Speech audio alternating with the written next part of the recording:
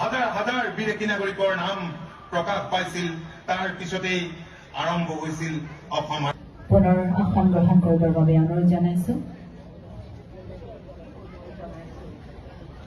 লগতে এই সভাৰ কষ্ট বৃদ্ধি কৰিছে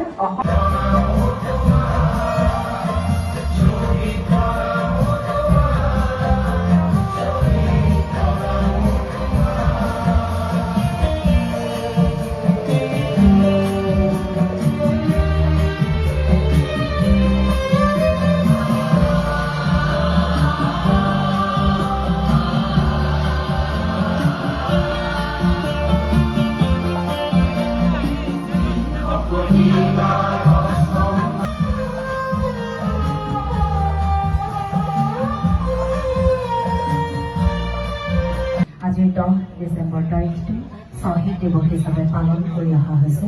আজিৰ এই পবিত্ৰ ক্ষণত অসমীয়াৰ অস্তিত্ব ৰক্ষাৰ্থে তথা বিদেশী খেলিবলৈ সাহসেৰে আগুৱাই গৈ শ্বহীদ হোৱা অসমীয়াৰ সকলো বীৰ শ্বহীদক সশ্ৰদ্ধ প্ৰণিপাত জনাইছো।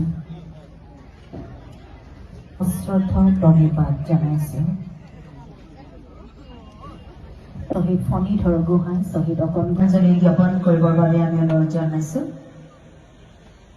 আপোনাৰ সবেও মঞ্চলৈ আহি শ্ৰদ্ধাঞ্জলি জ্ঞাপন কৰিব পাৰে।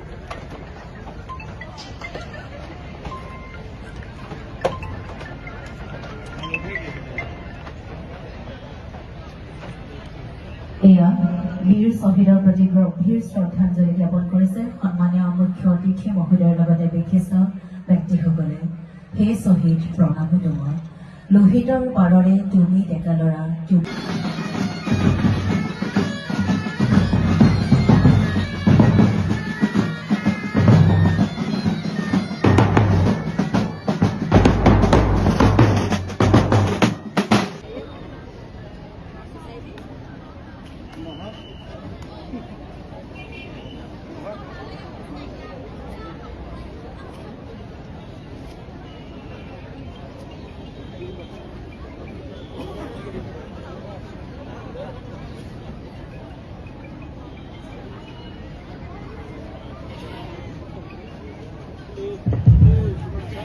এইখিনিতে আমি আজিৰ অনুষ্ঠানৰ আৰম্ভণি জাতীয় সংগীতেৰে কৰিবলৈ আগবাঢ়িছো।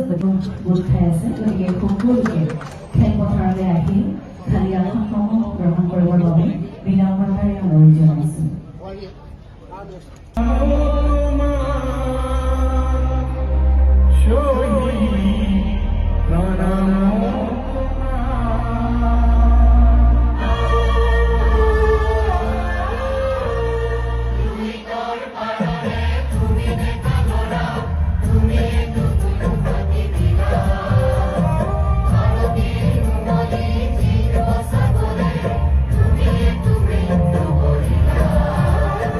Sorry.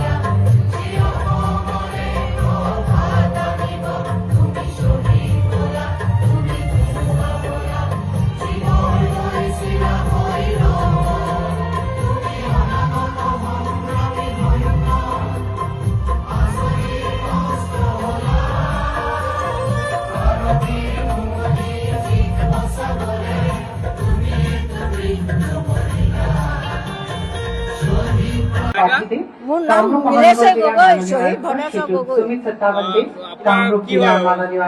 মোৰ নিজৰ স্বামী। আপোনাৰ স্বামী হয়। তেতিয়া আচলতে কেনেধৰণৰ পৰিৱেশ আছিলে অকমান মোৰ ল'ৰা ছোৱালী অকণমান সৰু হৈ আছিলে, ল'ৰা দুটি ছোৱালী দুজনী। আপোনাৰ ঘৰ মোৰ ঘৰ হালমাৰীয়ে, স্বামীৰ ঘৰ হালমাৰীয়ে, বৰদলনি হালমাৰীয়ে। আজি শ্বহীদসকলক এনেধৰণৰ স্মৰণ কৰি আপোনাৰ স্বামীও আছিলে তাতে। হয়। প্ৰশাসনক কি ক'ব এই মুহূৰ্তত? প্ৰশাসনৰ মই কি বুলি ক'ম বাৰু, তেওঁলোকে আন্দোলনত উলিয়ালে, ছাত্ৰ সন্থা আন্দোলন কৰিলে, তাৰপৰা চবেই সকলোৱে যাব লাগে বিদেশী খেদিবলৈ বুলি গ'ল আৰু গৈ আহে আৰু শ্বহীদ হ'ল আৰু ল'ৰা ছোৱালী অকণমান হৈ আছিলে মোৰ। এতিয়া আপোনাৰ ল'ৰা ছোৱালী ডাঙৰ হ'ল নে? ল'ৰা ডাঙৰ হ'ল। এতিয়া কি কৰি আছে ল'ৰা কি কৰিব, ছোৱালীজনীক চৰকাৰে চাকৰিটো দিলে, ল'ৰাকেইটা সৰু হৈ আছিলে। ছোৱালীজনীয়ে অকণমান হায়াৰ ছেকেণ্ডেৰী পাইছিলেগৈ আৰু এজনী একদম পানীকে চোৱা 3 মাহ হৈছিলে বাপেক মৰোতেই। আই বোপাই ওচৰত গৈ পিনে যেনে তেনে ল'ৰাকেইটা ডাঙৰ দীঘল কৰি আকৌ নিজৰ মাটিলৈ সংস্থাপন ল'লোগৈ আৰু চৰকাৰে সংস্থাপন দিলে তেতিয়া ছোৱালীজনীয়ে পালে, চাকৰি এটা দিছিলে। তাৰপৰা হিমন্ত বিশ্ব শৰ্মা মন্ত্ৰী হওঁতে টকা 5 লাখ দিছিলে।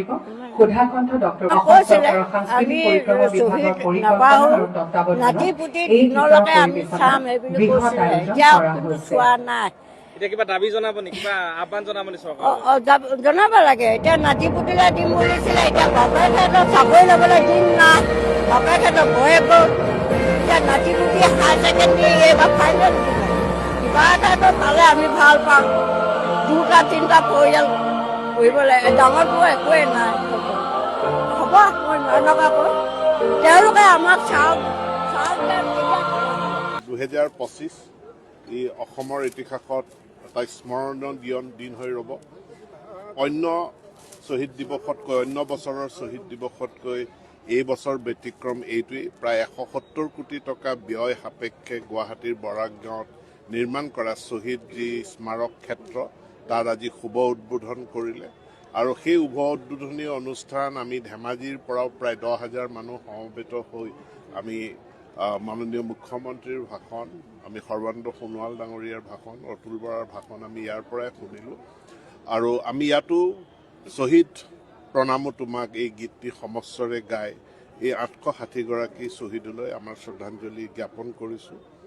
আৰু আজিৰ দিৱসটোত মোৰ ধেমাজি জিলাখনত এটা অনুভৱ হৈ থাকে যে আমাৰ জিলাখনত উদ্যানৰ সংখ্যা কম। শিশু উদ্যানেই হওক বা অন্য আবাল বৃদ্ধ বনিতাৰ যি আমাৰ নিজৰ জীৱনটোক মানে পুনৰুজ্জীৱিত কৰাৰ কাৰণে উদ্যান লাগে, উদ্যান নাই। গতিকে আজিৰ দিনটোত আমি সংকল্প লৈছোঁ যে ধেমাজিত আমিও এখন শ্বহীদ স্মাৰক উদ্যান নিৰ্মাণ কৰিম, য'ত স্মাৰক গুৱাহাটীৰ যিটো স্মাৰক তাৰ এজ ইট ইজ একেই এটা ক্ষুদ্ৰ সংস্কৰণ আমি প্ৰতিষ্ঠা কৰিম। আৰু এই শ্বহীদসকলে যি আত্মবলিদান দিলে, সেই বলিদান যাতে অথলে নাযায়। ভৱিষ্যত আমাৰ সংগ্ৰাম এতিয়াও শেষ হৈ যোৱা নাই, আমাৰ অস্তিত্বৰ সংকট শেষ হৈ যোৱা নাই।